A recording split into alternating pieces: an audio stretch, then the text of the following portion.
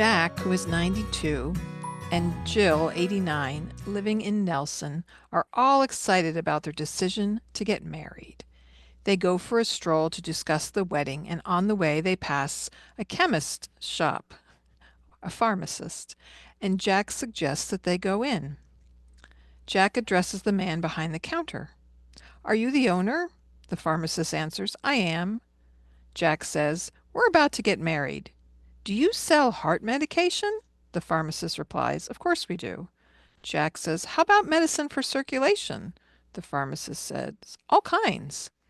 Jack asks, medication for rheumatism? The pharmacist says, definitely. Jack asks, how about suppositories? The pharmacist says, you bet. Jack asks, medicine for memory problems, arthritis, and Alzheimer's? The pharmacist answers, yes, a large variety, the works. Jack then asks, what about vitamins, sleeping pills, antidotes for Parkinson's disease? The pharmacist then says, absolutely, why? Jack replies, everything for heartburn and indigestion? The pharmacist again says, yeah, but why? Jack asks one more, adult incontinence pants? The pharmacist says, sure, but why? And Jack replies, we'd like to use this store for our wedding registry. That is good. That is good. Hey, this is Don. And this is Gina with Focused Healthy Family. Today we're in podcast number 171, and we are talking about medication management, how to handle the drugs in and out of the house. So, especially with aging seniors. Um, yeah, and thinking about this as a whole, but you have a caregiver tip though first, don't you, Don? Oh yeah, let me do that first. Actually, this thing's list 10, so I'm just going to go over the 10. We don't have to talk about them this time, but this is 10 tips for home medication management. This one at top is very big. It's gather all medications, vitamins, and over-the-counter meds and supplements into one location. In other words, maybe one of those little flip type things or something like that.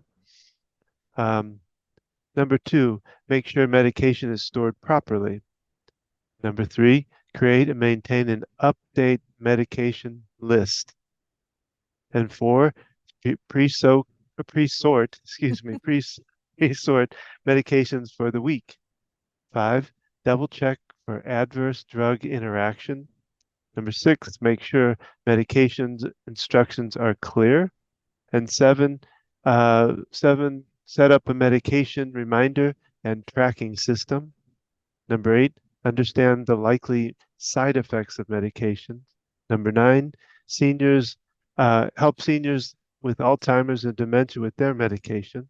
And number 10, plan for the medication refills. So those are some general suggestions with medication, and we're going to go into some of those in more specific detail. The work I do in the senior population, I see this as a big challenge. I work at a place that's an independent living facility, and in independent living, um, it's basically a senior apartment. They often provide meals, maybe even 3 meals a day. They might have some things in-house, possibly a bank, possibly, a hairdresser, some other services. There might be a therapy department that operates out of the building. So the difference between that and independent and assisted living usually means almost always that the person is not administering their own medications, that there is a med tech, someone who takes care of the administering of medications. And they can also provide additional assists in other ways. There's usually there's a supervisor, there's a nurse manager, so it's much more of a healthcare facility than independent living center, especially if the independent living center operates alone and it's not combined with assisted living, other levels of care. And I bring this up because of the place that I've worked. Um, it's often a challenge. I go into someone's apartment and there's just piles of medicine and it's a mess.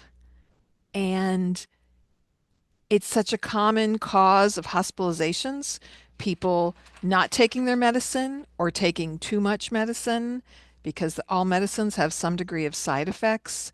And um, yeah, and so it can be a big problem. And so, I mean, and that can also lead into hospitals and areas that even rehab where they something a lot of what happens like in hospitals is that they different doctors are prescribing different medicines and they sometimes can conflict in that. I know my mom had that situation when she was um, in the hospital. And luckily, my sister was a nurse practitioner. She was able to go in and look at and really um, delve into the prescriptions and see which ones weren't affecting her correctly or harming her, actually. yeah, with my dad, we went to a geriatric neuropsychiatrist, I believe, and we were looking at side effects of medications and okay, what medicines, and this is something that's important to do, especially for seniors. What medicines do we absolutely need, especially as someone's getting older? They're in their 80s, 90s, okay? If they're having difficulty, if they're having confusion, cognitive issues, let's look at these. What medicines do we absolutely need to take? Um, and, what things can we minimize? Because the more medications you're taking, the more complications you have. You're at higher risk for falls and all kinds of things. And so there's different ways to look at that. Well, they actually talk about it.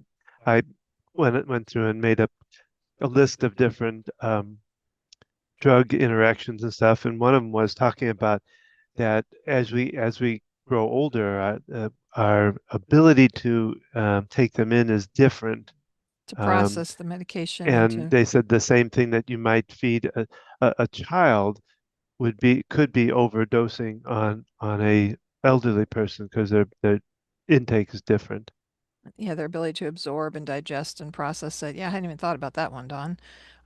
What else is on your list there? Well, it goes, we kind of touched upon the idea, they call it polypharmacy, where is describe two medications by different doctors and they interact with each other and not good for a person. Okay. When I think of polypharmacy, it's when I evaluate someone as an occupational therapist, we look at risk factors, and taking multiple medications puts you at higher risk for all kinds of things. And so just looking at that as a whole. But yes, you have someone who oversees all the medicine, and a great person for that is the pharmacist, really utilizing that pharmacist. They Yeah. know the medications best. They know them better than doctors. That's their expertise. And so, if you're getting your medications from different places, you're not getting that where they're checking for interactions. And sometimes medications might have a potential interaction, but your doctor weighs the pros and cons of that.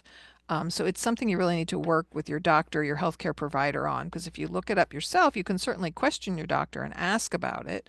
But sometimes, decisions are made based on the pros and cons. So it's important to work alongside your doctor with it. Because making those decisions on your own may not always be in your best interest. If you notice your loved one doing things like this, it's a clear sign what's going on cognitively. Is this person starting to have um, memory problems? And I'll just share a little story of someone I met when working. The family was concerned about them. They lived states away. And so she convinced, it was a sister and brother, him to move to the state where she lived and got him into an independent living facility. Um, I met, I introduced myself to this man and I found out that I think I was clued in that he wasn't taking his medicine, and he was supposedly diagnosed diabetic. And he told me how he used to check his blood sugars regularly, but the numbers were always the same. And so he didn't feel the need to keep checking it. He also would describe it as they say I'm diabetic. Um, he's like, but I would know if something was off. I do what I need to, and I'm managing it okay. And I later found out he had stopped taking his medicine even before the move. Um, and This man is also not necessarily attending meals. This is independent living. No one's overseeing these kinds of things. And, this man should really not have been moved into to independent living, in my opinion. And these are things that can happen. And a big factor is cost.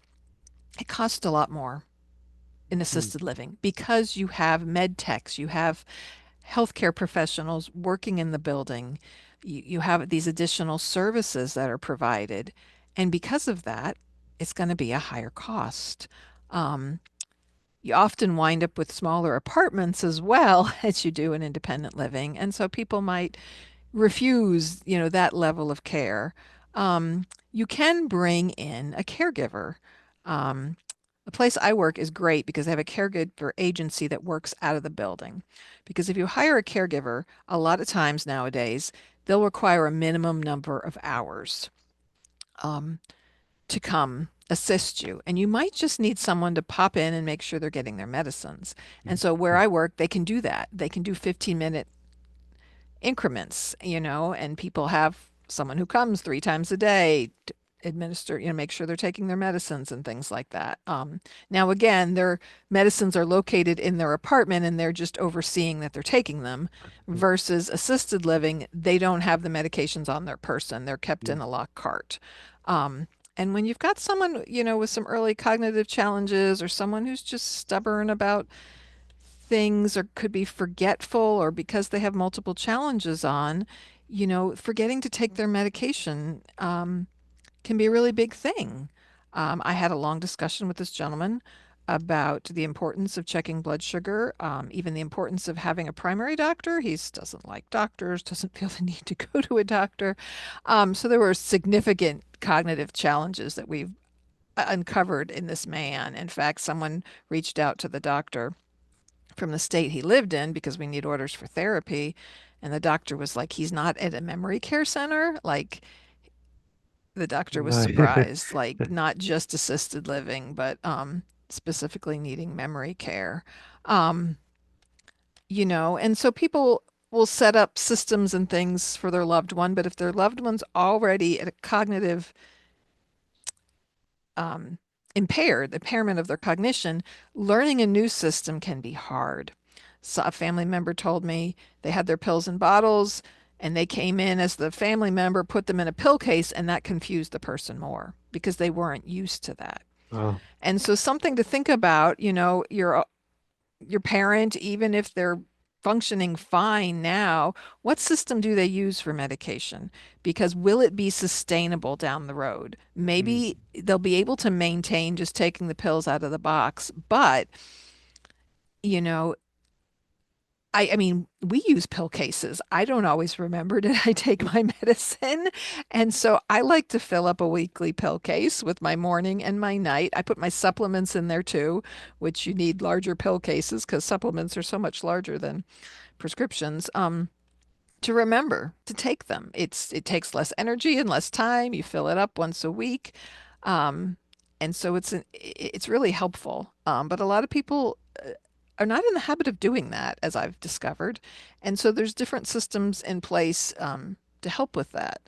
well, the other thing they bring up here, and as I'm thinking more about it too, it's even deeper than what they're saying. They're talking about vision or hearing loss and the ability to see the right pill, um, to take, and are they taking it at the right time of day?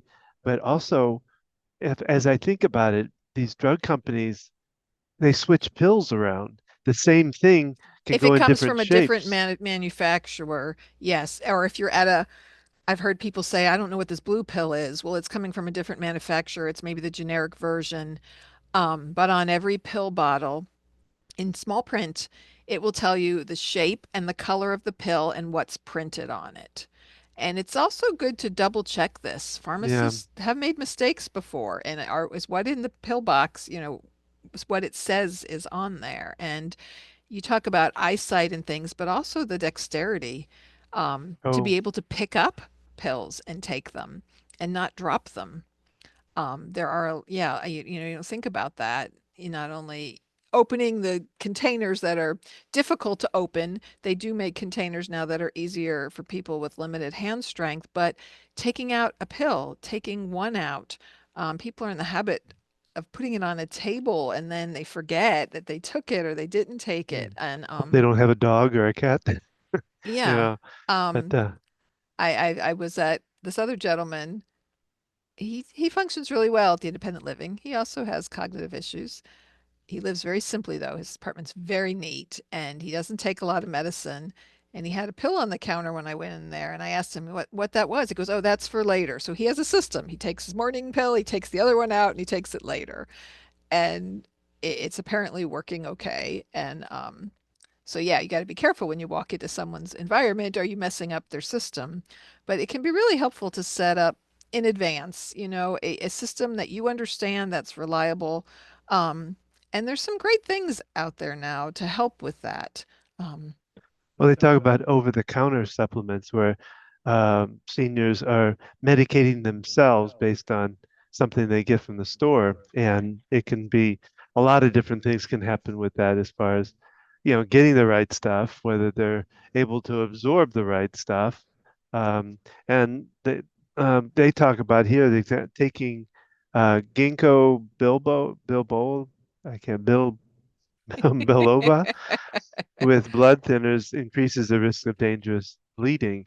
So you have to really be very careful, but you may be thinking you're doing the right thing, but it's Well, and working with someone, a specific healthcare professional who can help you with that. And there are supplements that do similar things to medication. And if you want to use those, you need to really coordinate with your doctor, and find someone if your doctors just know you shouldn't take that. Working with someone who's qualified, a specialist, because yeah, you do need to pay attention to supplements. There are things that interact. There are foods you eat that can interact with medications. It's really important to know that. I know my mom, I don't know if it's her thyroid medicine or something she takes for glaucoma, and you need to avoid, certain meals when you take medications and the correct absorption of things. So those things are, I know people get very frustrated when they come to a rehab facility or even the hospital, but it's worse at rehab because the nurses have all these people, the med techs have to administer medicine. And like normally I take my medicine, an hour after I eat and I'm not getting it at that time. And so, mm. it's frustrating. It's not ideal for a person who's on multiple medicines, is on any kind of medicine that needs to really be regulated of how it's taken. Um, so these are things can be a frustration to people. And so how can we minimize that? Is there more on your list over Well, that there? you kind of brought it up in that last one is about, uh, the people that sometimes want to take a certain medicine like before they eat or certain time, and if they don't get it at that point, sometimes they forget that they even take it, and that causes problems. Um, they the other one was uh, instructions being clear, and do they understand the instruction? Do they know? They talk about not finishing a course of antibiotics thinking they're better, Yeah. you know.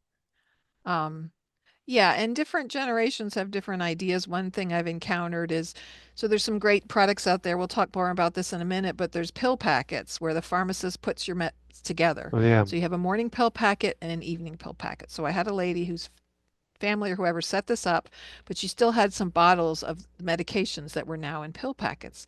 She didn't want to get rid of them because she's like, what if I run out and I need to take it? So this is where family really needs to step in because having excess medicine around, it just causes confusion. Having, Mm. you'll go to the hospital, the doctor will prescribe different medications, you'll come home with new prescriptions, and the old ones really need to be gotten rid of. I see this way too much, just piles of medicine, like it's overwhelming. How do they keep track of what they need to take? They're afraid to throw out the old stuff, and it is important to properly dispose of medication, but I highly recommend if your loved one doesn't have a system in place, or if you're not sure and they are out of the house, and this is something I do without telling them, or if you suspect that they're going to be upset about it, go in there, go through the stuff, take things out that they no longer are taking and do not need, and find a pharmacy or a place that you can take it to. They might get mad at you that you did it, but they're going to be better off not having those extra pills around, the confusion of the medications. If you're going to be using the pill packets, well, let's, and obviously, costs might be an issue, what they're paying for their medications. What can you do to minimize the wastefulness, and yet taking the wrong medicine or having extra around, it can cause a big problem. Well, and just to, I've looked up a couple of different places that you can actually dispose of, and there's probably more than this, but this is Walgreens is one. We have one right here in Salisbury, and you can dispose. They normally will have some kind of a disposal like canister or something to be able to deposit them in, and then there's this uh, website. It's from the NAPD, I believe it is, pharmacy group called, and it's safe.pharmacy /drug dash disposal. You'll have to There's put, no we'll put there's a no link dot to that com on it, so I on the just want. description. And then Yeah. there's also DEA, which is a Department of um, can't think of the whole. Anyway, it's dea.gov /take back day. So um, And you can ask your own pharmacy. I know there's in our area we have CVS's, and there are some that take medications, but not all of them do. yeah. I want to say our Walmart has a medication, just not every location of every particular pharmacy does, but you can call, you can look online, you can find out the ones that do, because it's not good to flush them down the toilet. That gets into our water system. It's not good to just throw them out in the trash. It goes into our landfills. Well, And even there's and I don't know if every city hall, but there's a small town here where the city hall has one inside their they have a office. medication Yeah, disposal. at the what Interesting. I can't think of this town right behind us here, but I Oh, can't. not Salisbury, but China Grove or What's this one right? No, Lexington, right around the Spencer. corner here. Anyway, Okay. I can't think of it. The fall the Okay. trying to think of There's a town near us that has it at the town hall. So yeah, and really stepping up with this, because this is a serious issue. This is something you can't take lightly. Um, and as an occupational therapist, I work with people on medication management. It's a daily activity. It's an activity of daily living. And so I help people to set up programs. I cannot administer medicine to people. As occupational therapists, we've gone into people's apartments or homes and helped them clean out. This is what you're taking. This is old stuff, but we can't dispose of it. We can't administer medicine to people. We can only guide them in the process. And so when we do that, the family will have to be the one that comes and disposes of the medication. We can't do that. That's not in our scope of practice. Um, but we can help them with managing it. We can help them with learning a new system, finding out ways. There's one lady, she's really cute. Um, we're looking at her pill case and that she needs to take them every week. And she said, "Well, I'm only missing about once a week." And I said, "Okay, well, let's have a goal to make that less than once a week." Um, another family member set up the smart home device, that said, "Take your medication," and had a reminder. And she said to me, "Oh, I just ignore that. I never stop and go, oh, did I take my medicine?" And so we can have ways of setting things up, but we need to work with the person. And are they using it? Are they? And we've put signs up for people, and maybe you need to change the sign up. After a while, we tune out signs. But so with this one lady, I put it at her eye level on the door. I put it in large print. And did you take your medicine? So before she leaves her apartment, it would cue her. Again, someone with issues with their cognition needs practice with this. And it's so important. You get occupational therapy order, you can get them involved to help them support to learn this new skill, because you can't just assume that they're going to read the sign, that they're going to listen to the reminder that you set on the smart home device and that they're going to make that connection. Um, And you can't just get mad at them and tell them, why don't you do that? It's their cognition is affecting their ability to follow through with those things. And so there's some great things out there now. And there's this thing called the Hero medication dispenser. And I actually looked it up, and on Amazon, they don't sell it there, but oh my goodness, there are so many different types of medication pill dispensers. There's one that looks like a Wheel of Fortune. There's ones that are locked. I know my mom had one for a while for my dad, and the alarm would go off, and then you'd only open at the time you needed to take it. Um, um, there's a lot of different options. Someone who can follow a basic pill case, keeping it simple. I know some family members, they're only able to visit every 2 weeks or something, and they only take medicine once a day. You can repurpose a medication that has multiple days, but label it clearly.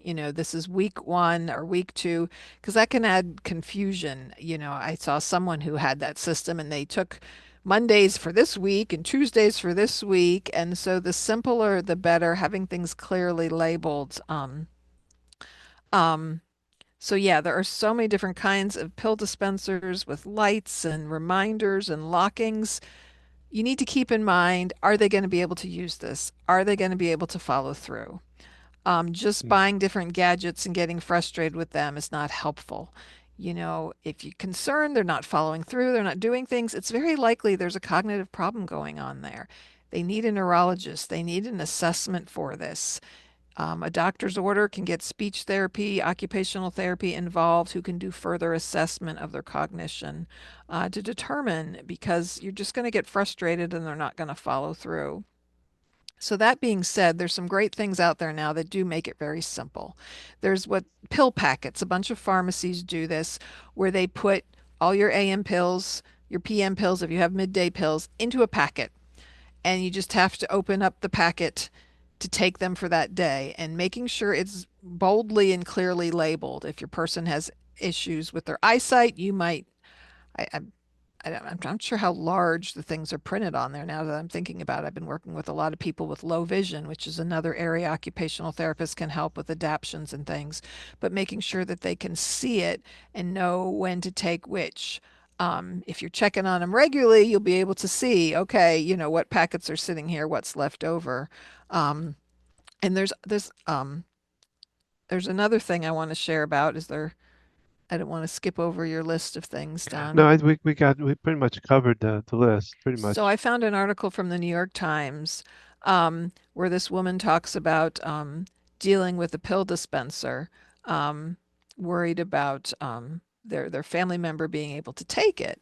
And so the Hero Smart Pill Dispenser, um, it's an app-enabled device that dispenses pills on a customized schedule. It's about the size of a coffee maker. It sits on the table. It chimes and blinks daily when her medications or supplements are supposed to take. She pushes the big button in the center of the machine and it drops her pills one at a time into a small clear cup. If your loved one does not dispense the meds within 15 minutes, both the person and the family member get notifications on their phones. Um, That's pretty cool. uh, uh, oh, so this person, their mother has a cat. And this is telling the story of the cat's treats are stored next to the machine. And it's turned out to be helpful because when the hero issues its alerts, the cat will gently insist that their loved one takes her medication, and after she takes her medication, she gives the cat a treat. So you could do that with a cat or Oh, a that's a good dog. If idea. they're, That's a great idea. after you take your meds, the animal gets a treat, and the animal can hear the sound and time, it can be a helpful thing. So this is, yeah. So the hero, you have to have an app. You have to have a smartphone, and you pair it to the machine. Um, and you set the schedule. So this is something you set up for them. If you don't live locally, someone there that can set it up. It can be paired to your phone, and you could be like, "Hey, mom, I Take noticed your you didn't medicine. take your medicine." And so it keeps it simple, because these other things with timers and locks and different gadgets. They might not be hard to see. This thing is already set up to the time of day. It blinks, it makes a noise. All they have to do is push the button. Again, they need to be able to follow through with that. And again, if they can't, they probably need someone coming in to help them, with medication administering if they can't utilize these types of things. Make sure they get a service cat along with it. Um, the hero holds as much as a 90-day supply of 10 different types of pills. Plus, the device and app can remind you to take up to 10 additional meds stored outside of it. Okay, so you can set up reminders to take things that are not within it. You can also store as needed medications inside the dispenser and set limits. Okay, so like Tylenol or other things that people take as needed, you can set limits on them. You can have alerts set up for it.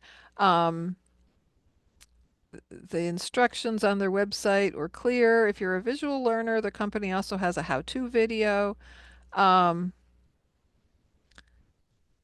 so, this is again, we're not getting any promo for this, but I've heard people talk about this before and how helpful it is. We can share a link where you can learn more about it. Um, um, and I'm looking at this article that kind of talks about it. Um, so yeah, there's some devices out there, and I don't know what the cost of it is, but so rather than spending your money on a bunch of different gadgets, you need to have your loved one have their cognition checked. You need to see what are they taking? Are they missing things? Having that pill case can be a great way to check, even if you can't be there with them. You have someone checking in on them. They don't even have to make a big deal out of it. Your friend pops in to check, takes the trash out. Have them just glance, at the pill case. And they can report to you what's going on so they don't have to get in the middle of that, right? Um, Is that your service cat? Yes, she's telling me that I didn't drink enough water yet. I need to drink more water. Uh, So again, I just want to reiterate that, I advocate communicating with your loved one, especially when it comes to setting up a pill system. What are they going to be able to do? What are they going to be able to follow? If you find you're suggesting things and there's not following through, um, there might be a reason for it. You think they're stubborn, they don't want to. It might be too much cognitively for them to remember and follow through with.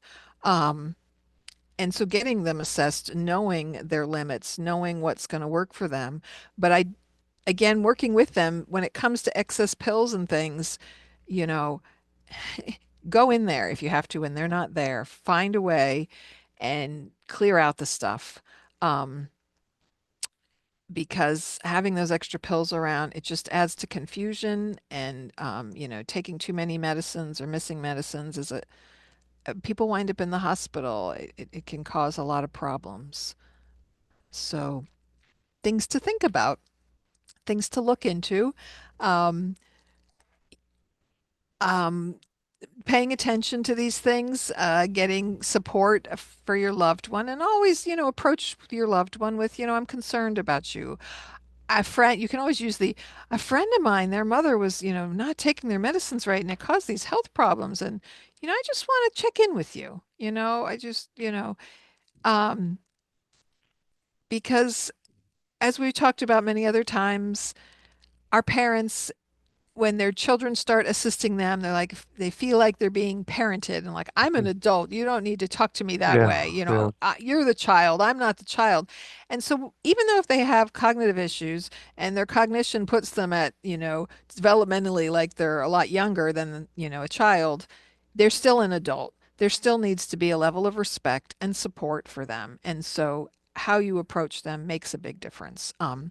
So help your loved one with their medication. Simple things like a notebook labeled blood pressure checks, checking their glucose levels. Simple notebook, writing it down for them to be able to follow up with that.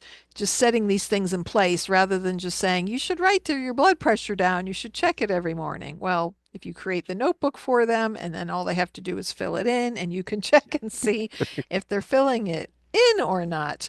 Um, I think about the definition of insanity. It's doing something over and over again and expecting different results. If you keep telling your loved one over and over again to do something and they're not, the problem is probably not them. It's your approach, and they're not following through for a reason. And getting madder and madder is not going to help when there's cognitive impairment, and understanding that working with someone who can help you support that is important. All right. Um, okay. I wanted to make sure I covered all my different notes that I had on this. Obviously, we could talk a lot longer on this.